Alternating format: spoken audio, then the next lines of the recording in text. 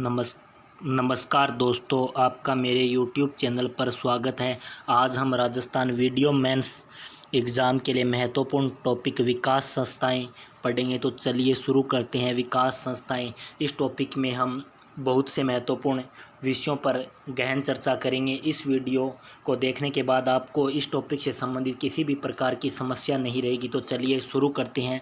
विकास संस्थाएं। राजस्थान उद्योग एवं खनिज विकास निगम की स्थापना 1969 में की गई। यानी सबसे पहले एक संस्था बनाई गई, राजस्थान उद्योग एवं खनिज विकास निगम, जो कि 1969 में बनाई गई। यह संस्था उद्योग और खनिज दोनों के कार्यों को देखरेख करती थी। इस पर ज़्यादा भार आने के कारण फिर दो संस्थाओं का निर्माण किया गया। इसी के आधार पर पहली संस्था थी राजस्थान राज्य खनिज एवं विकास निगम। यानी एक तो खनिज के लिए बनाई गई, जिसका नाम था राजस्थान राज्य खनिज विकास निगम, जिसका गठन 1979 में किया गया। दूसरी संस्था बनाएगी राजस्थान उद्योग विकास एवं विनियोजन निगम, जिसे आप रिको कहते हैं, 1980 में। यानी इसका मतलब ये है कि सबसे पहले राजस्थान में राजस्थान उद्योग एवं खनिज विकास निगम कार्यरत था। उसके बाद उसे दो भागों में बांटा गया। एक भाग खनिज से संबंधित खाने और खनिज, दूसरा उद्योगों के विकास से। राजस्थान राज्य खनिज एवं विकास निगम 1979 में स्थापित किया गया था। राजस्थान उद्योग एवं विकास एवं विनियोजन निगम रिको 1980 में स्थापित किया गया। तो चलिए अब हम शुरू करते हैं पढ़ना रिको। रिको की फुल फॉर्म क्या है कि राजस्थान इंडस्ट्रियल इन्वेस्टमेंट कॉरपोरेशन, यानी हिंदी में होता है राजस्थान उद्योग विकास एवं विनियोजन निगम। यानी रिको की स्थापना या राजस्थान उद्योग विकास एवं विनियोजन निगम की स्थापना जनवरी 1980 में की गई। इसका मुख्यालय जयपुर में है। रिको क्या करता है? तो रिको औद्योगिक विकास की एक शीर्ष संस्था है। रिको है वो औद्योगिक क्षेत्रों की स्थापना करता है। रिको औद्योगिक आधारभूत सुविधाएं उपलब्ध कराता है। यानी कहने का मतलब औद्योगिक आधारभूत सुविधाएं ये है कि रिको उद्योगों के लिए सड़क, विद्युत आदि की व्यवस्था करवाता है।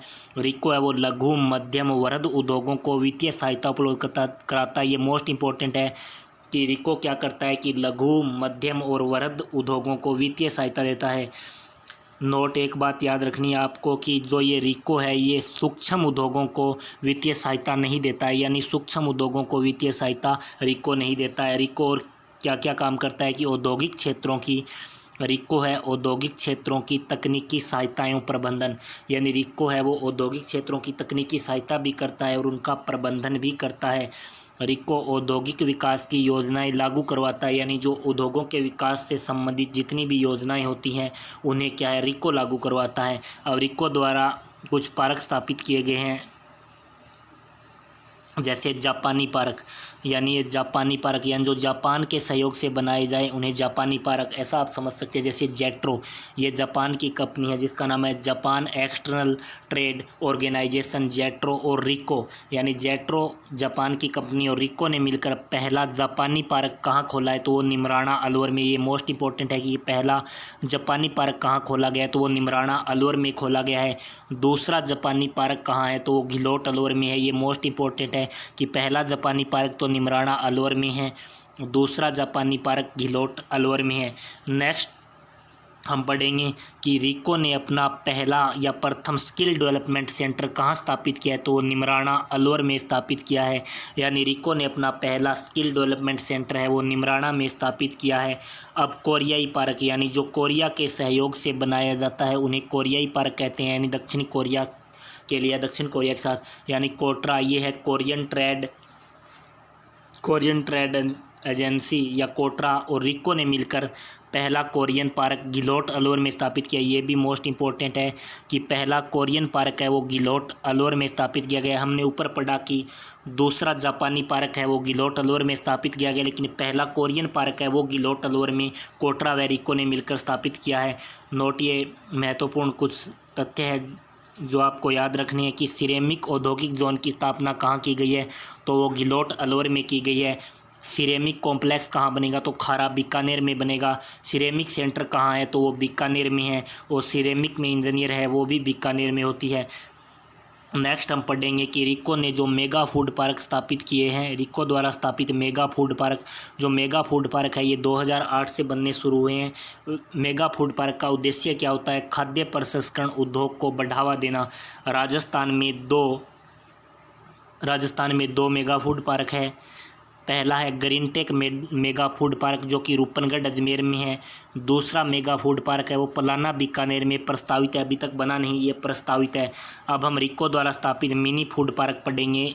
मिनी फूड पार्क है वो राजस्थान में 9 है, जैसे बीकानेर में, जैसलमेर में, बाड़मेर में, जालोर, पाली, नागौर, करौली, सवाई माधोपुर और दौसा। अब हम नेक्स्ट पढ़ेंगे कि पहला mini food park Bhadra Barmer में स्थापित किया गया। ये भी मोस्ट इंपॉर्टेंट है कि यदि आपसे कोई पूछे कि पहला मिनी फूड पार्क कहाँ स्थापित किया गया तो वो बादरा बाड़मेर में स्थापित किया गया। अब नेक्स्ट है कि mini agro park, mini agro park कहाँ स्थापित किया जा रहा है तो वो चैनपुरा निवाई टोंक में, यानी जो मिनी एग्रो पार्क है वो चैनपुरा निवाई टोंक में है।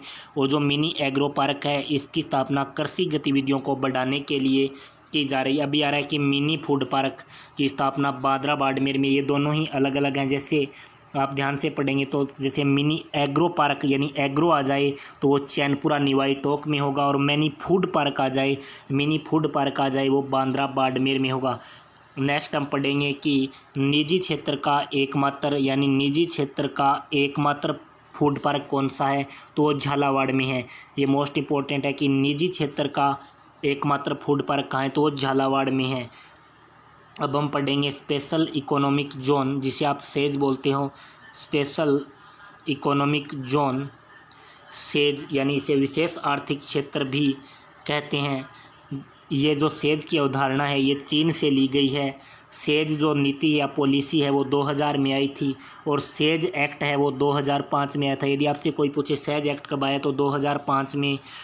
और सेज एक्ट लागू कब किया गया तो सेज एक्ट है वो 10 फरवरी 2006 को लागू किया गया। ये मोस्ट इंपॉर्टेंट क्वेश्चन 2-3 बार रिपोर्ट हो चुका है कि सेज यानी विशेष आर्थिक क्षेत्र अधिनियम कब लागू किया गया तो 10 फरवरी 2006 को लागू किया गया। और यदि आपसे पूछे कि राजस्थान में सेज एक्ट यानी विशेष आर्थिक क्षेत्र अधिनियम है वो कब लागू किया गया तो 2003 में लागू किया गया। अब सेज है वो 3 क्षेत्रों में स्थापित किए जाते हैं। जैसे मिनी सेज, यानी मिनी सेज उसे बोला जाएगा जो 20 हेक्टेयर भूमि पर स्थापित हो। जैसे मिनी सेज रत्न आभूषण का कोई विशेष आर्थिक क्षेत्र होगा वो मिनी सेज में आएगा। हैंडीक्राफ्ट उद्योग मिनी सेज में आएगा। आईटी से रिलेटेड जो उद्योग होगा वो भी मिनी सेज में आएगा। जैसे मिनी सेज का उदाहरण है Sitapura James and jewellery says जो कि जयपुर में है। नेक्स्ट हम पढ़ेंगे कि मल्टी सेक्टरल सेज यानी बहु क्षेत्रीय सेज कौन से होते हैं, यानी जो जहाँ एक से अधिक उद्योग स्थापित हो उसे मल्टी सेक्टरल सेज बोलते हैं, बहुत क्षेत्रीय सेज बोलते हैं। जैसे ये जो मल्टी सेक्टरल सेज होगा ये 1000 हेक्टेयर भूमि पर होता है। जैसे उदाहरण के लिए कि राजस्थान का पहला मल्टी सेक्टरल सेज कौन सा है तो वो महिंद्रा मल्टी सेक्टरल सेज जो कि जयपुर में है। नेक्स्ट आता है कि स्पेशल सेज, यानी जो किसी स्पेसिफिक उद्योग से ही संबंधित हो उसे स्पेशल सेज या विशेष आर्थिक क्षेत्र बोलते हैं। इसके लिए 100 हेक्टेयर भूमि की आवश्यकता होती है। नेक्स्ट हम पढ़ेंगे कि राजस्थान में कौन कौन से सेज है, यानी कौन कौन से विशेष आर्थिक क्षेत्र हैं। जैसे राजस्थान में पहला सेज है वो Sitapura James and jewellery says Jaipur में है। राजस्थान में दूसरा सेज या विशेष आर्थिक क्षेत्र है वो Sitapura James and jewellery says Jaipur में है। और जो तीसरा सेज है राजस्थान में विशेष आर्थिक क्षेत्र या राजस्थान का तीसरा सेज है वो Mahindra multi sectoral says Ajmer road Jaipur में स्थित है। नोट, ये एक मोस्ट इम्पोर्टेंट बात है।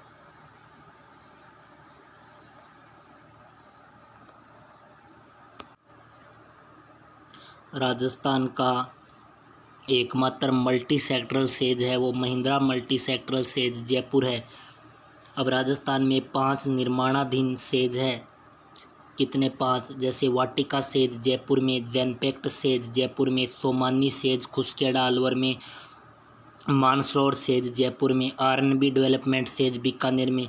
ये आपको याद करने होंगे, ये मोस्ट इंपॉर्टेंट है। यदि आपसे कोई पूछे कि वाटिका विशेष आर्थिक क्षेत्र कहाँ है तो वो जयपुर में है।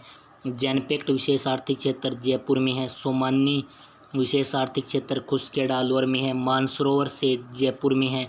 आर&बी डेवलपमेंट सेज बीकानेर में, ये निर्माणाधीन सेज है राजस्थान के। अब हम पढ़ेंगे कि भारत का पहला सेज या विशेष आर्थिक क्षेत्र कौन सा है, तो वो कांडला गुजरात है। नेक्स्ट है निर्यात संवर्धन पार्क। निर्यात संवर्धन पार्क जिन्हें आप EPIP export promotion and industry park के नाम से जानते हैं। निर्यात संवर्धन औद्योगिक पार्क में आने के लिए आपको उद्योगों को 35% निर्यात करना पड़ेगा, यानी निर्यात संवर्धन औद्योगिक पार्क बनने के लिए कम से कम 35% निर्यात तो करना ही पड़ेगा। राजस्थान में कितने निर्यात संवर्धन पार्क है, तो राजस्थान में है वो 3 निर्यात संवर्धन पार्क है। पहला सीतापुरा जयपुर में, दूसरा निमराना अलवर में, तीसरा बोरनाडा जोधपुर में। यानी यदि आपसे पूछे राजस्थान का पहला निर्यात संवर्धन पार्क कौन सा है, तो वो सीतापुरा जयपुर है, दूसरा निमराना अलवर है, तीसरा बोरनाडा जोधपुर है। इसे आप एक ट्रिक के माध्यम से याद कर सकते हैं, सीताजी नीम का बोरा लाए। नेक्स्ट है रिको द्वारा विकसित अन्य कुछ पार्क हैं, जैसे स्टोन पार्क है वो बिस्नौदा धौलपुर में है, टेक्सटाइल पार्क है वो सिलोरा किशनगढ़ में है, होजरी पार्क है वो भिवाड़ी अलवर में है, सॉफ्टवेयर टेक पार्क है वो कनकपुरा जयपुर में है, और जो हार्डवेयर पार्क है वो कुकस जयपुर में है। हैंडीक्राफ्ट पार्क है वो जोधपुर जैसलमेर में है, हैंडीक्राफ्ट बोर्ड जयपुर में है, हैंडीक्राफ्ट निदेशालय जोधपुर में है। ये तीनों ही मोस्ट इंपॉर्टेंट है। यदि आपसे कोई पूछे कि हैंडीक्राफ्ट पार्क कहाँ है, तो जोधपुर जैसलमेर में। यदि बोर्ड पूछे तो जयपुर में, यदि निदेशालय पूछे तो जोधपुर में। नेक्स्ट हम पढ़ेंगे राजस्थान के स्पाइस या मसाला पार्क। राजस्थान का पहला स्पाइस पार्क या मसाला पार्क रामपुरा भाटिया तिवरी जोधपुर में है, दूसरा स्पाइस या मसाला पार्क कोटा में है। अब हम पढ़ेंगे अप्रैल पार्क। यानी अप्रैल पार्क क्या होता है, सिले सिलाई वस्त्रों के लिए संबंधित होता है, उसे अप्रैल पार्क कहते हैं। ये 2 है राजस्थान में, बगरू जयपुर और महल जयपुर में अप्रैल पार्क स्थित है। साइबर पार्क कहाँ है, तो साइबर जो पार्क है वो जोधपुर में स्थित है। अब नेक्स्ट कुछ महत्वपूर्ण तथ्य हैं कि amaze Honda car Indian limited औद्योगिक क्षेत्र है वो खुसखेड़ा अलवर में है। होंडा मोटरसाइकिल व स्कूटर इंडिया लिमिटेड है वो टपुकड़ा अलवर में है। सेंट गोबेन फ्लोट ग्लास संयंत्र जो कि कहरानी अलवर में है। सेंट गोबेन है ये फ्रांस की एक कंपनी है।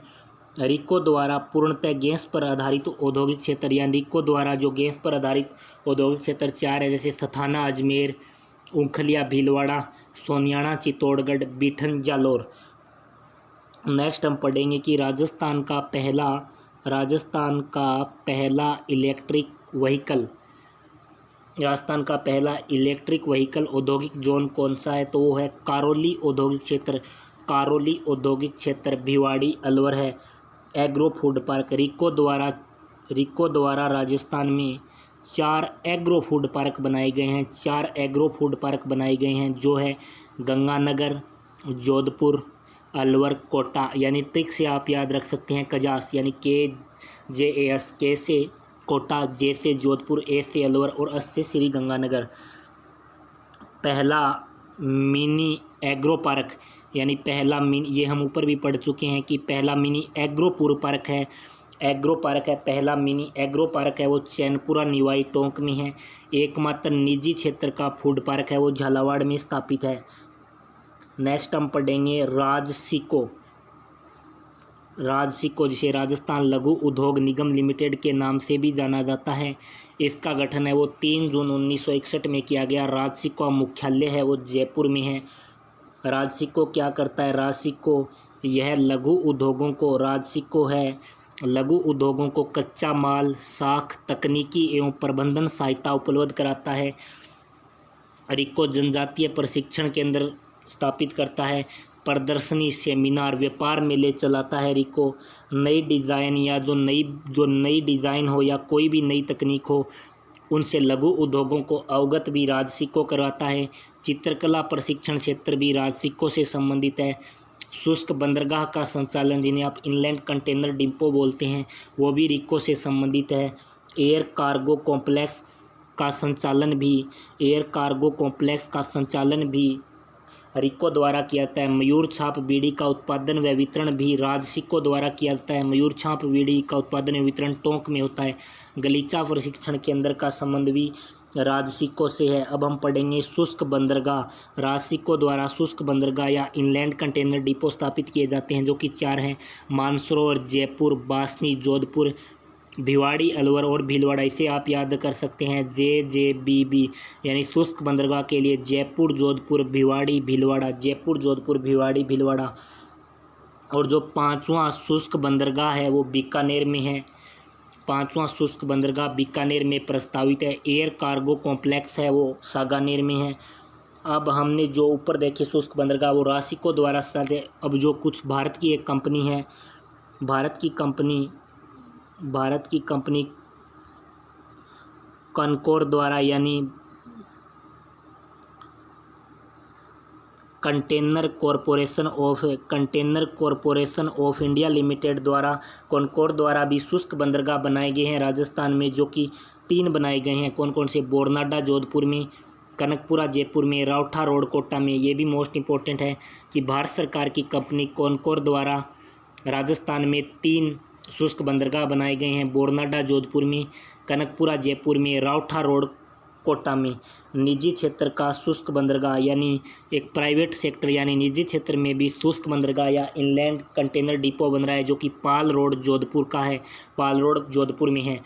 सबसे ज़्यादा शुष्क बंदरगाह वाला ज़िला कौन सा है? ये भी मोस्ट इंपॉर्टेंट है। यदि आपसे कोई क्वेश्चन पूछे सबसे ज़्यादा शुष्क बंदरगाह या इनलैंड कंटेनर डिपो, तो जोधपुर में है। जैसे बासनी जोधपुर में, बोरनाडा जोधपुर में, पाल रोड जोधपुर में। वहीं यदि बासनी है वो राजसिको द्वारा स्थापित है, बोरनाडा है वो भारत की कंपनी कनकोर लिमिटेड द्वारा निर्मित है। अब आता है कि राजसतली एम्पोरियम, यानी जो राजसतली एम्पोरियम है ये राजसिको से संबंधित है। राजसतली एम्पोरियम क्या करता है? उद्योगों को विपणन सुविधा प्रदान कराने हेतु राजसतली एम्पोरियम की स्थापना राजसिको द्वारा की जाती है। अब हम पढ़ेंगे नेक्स्ट संस्था है कि would seasoning plant and common service centre, जिसकी स्थापना 1999 में जोधपुर में की गई। सौर ऊर्जा पर संचालित है। वुड सीजनिंग प्लांट एवं कॉमन सर्विस सेंटर का नया नाम national training centre for would technology and design है। इसका मुख्यालय जोधपुर में है। अब हम पढ़ेंगे राजस्थान वित्त निगम यानी RFC। यानी RFC क्या है? राजस्थान फाइनेंस कॉरपोरेशन, जिसका गठन 17 जनवरी 1955 को जयपुर में किया गया। यानी राजस्थान वित्त निगम क्या करता है? तो ये सूक्ष्म लघु मध्यम उद्योगों को वित्तीय सहायता उपलब्ध कराता है, लेकिन वृहत उद्योगों को नहीं। राजस्थान में IFCI IDBI के एजेंट के रूप में भी कौन कार्य करता है? तो ये भी राज्य वित्त निगम करता है। और राज्य वित्त निगम है वो अधिकतम 20 करोड़ रुपए तक का ऋण देता है। ये भी मोस्ट इंपॉर्टेंट है कि RFC कितने करोड़ रुपए तक का ऋण देता है? तो RFC है वो 20 करोड़ रुपए तक का ऋण देता है। नेक्स्ट हम पढ़ेंगे कि RFC यानी राजस्थान वित्त निगम द्वारा राजस्थान वित्त निगम द्वारा कुछ योजनाएं चलाई जा रही है, जैसे शिल्पबाड़ी योजना। शिल्पकारों को स्वरोजगार हेतु 20 लाख रुपए तक का ऋण दिया जा रहा है। सैम्फेक्स योजना, भूतपूर्व सैनिकों को 20 लाख रुपए तक का ऋण दिया जा रहा है। टेक्नोकेट योजना यानी तकनीकी शिक्षाधारियों, इंजीनियर आदि को भी 20 लाख रुपए तक का ऋण दिया जा रहा है। अब आता है गुड बोरियर स्कीम। यानी जो गुड बोरियर स्कीम क्या है? यानी राजस्थान वित्त निगम से जिन लोगों ने ऋण लिया हो और समय पर चुका दिया हो, उन्हें गुड बोरियर स्कीम योजना से जोड़ा गया है। इस योजना के तहत 10 करोड़ रुपए तक का ऋण दिया जाएगा, जिसकी अवधि 3 से 7 साल के भीतर आप जमा कर सकते हैं। इसका उद्देश्य क्या है? जो बोरियर स्कीम है इसका उद्देश्य है उद्योगों के विस्तार एवं कार्यशील पूंजी को बढ़ावा देना। अब आएगा कि RFC द्वारा एक योजना चलाई जा रही है, युवा उद्यमिता प्रोत्साहन योजना। युवा उद्यमिता प्रोत्साहन योजना 2013 में शुरू की गई। इसका उद्देश्य है युवाओं को रोजगार हेतु ऋण देना, यानी युवाओं को रोजगार हेतु ऋण देना। और युवा उद्यमिता प्रोत्साहन योजना के तहत 5 करोड़ रुपए का ऋण दिया जा रहा है। युवा उद्यमिता प्रोत्साहन योजना में 18 से 45 वर्ष के उद्यमी को ही ऋण दिया जा रहा है। अब हम नेक्स्ट पढ़ेंगे रूडा क्या है। बात करें रूडा तो rural non agriculture development agency. RUDA की स्थापना 1995 में जयपुर में की गई। रूडा ग्रामीण क्षेत्रों में गैर कृषि आधारित उद्योगों को बढ़ावा देता है। अब गैर कृषि आधारित उद्योगों को बढ़ावा तो रूडा देता है, लेकिन गैर कृषि आधारित यानी जो कृषि पर आधारित उद्योग नहीं है, यानी जो गैर कृषि आधारित उद्योग है वो कौन कौन से है? तो चमड़ा उद्योग है, ऊनी वस्त्र उद्योग है, खनिज उद्योग है, हैंडीक्राफ्ट उद्योग है, खादी उद्योग है और हैंडलूम उद्योग जो कि कपड़ा से संबंधित है। राजस्थान के कुछ जीआई टैग है। जीआई टैग है वो जीआई एक्ट 1999 के तहत दिए जाते हैं। 10 वर्षों से कोई चीज़ अपना स्थान स्थापित कर लेती है 10 सालों के लिए।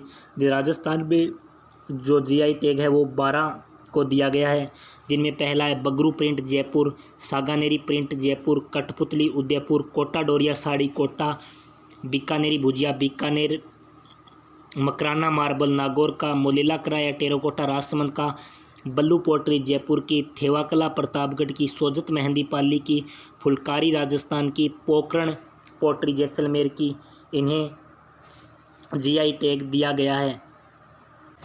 राजस्थान में इन 12 को जीआई टैग दिया गया। इन 12 में से 4 को लोगो भी प्राप्त है, जैसे बल्लू पोट्री जयपुर, कठपुतली उदयपुर, कोटा डोरिया साड़ी कोटा, मोलेला कला राजसमंद, इन 4 को लोगो प्राप्त है। अब हम देखेंगे कुछ इंपॉर्टेंट तथ्य जैसे कि बीकानेरी भुजिया बीकानेर, मकराना मार्बल नागौर, सोजत मेहंदी पाली, इन तीनों को छोड़कर जो 9 है यानी जो 9 जीआई टैग बन गए हैं वो हैंडीक्राफ्ट से संबंधित है। और कुल 12 जीआई टैग है जो हमने ऊपर पढ़े हैं, जिनमें बीकानेरी भुजिया, मकराना मार्बल और सोजत पाली को छोड़ दें तो 9 ऐसे हैंडीक्राफ्ट से संबंधित यानी हस्तकला संबंधित है जिन्हें जीआई टैग प्राप्त है। और जो मैजिकल क्रिप्सन है ये भी रूडा चलाता है, यानी जो ये मैजिकल क्रिप्सन है ये कौन चलाता है, तो जैसे राजसतली एम्पोरियम राजसी को चला रहा था, उसी प्रकार ये जो मैजिकल क्रिप्सन है ये रूडा चलाता है।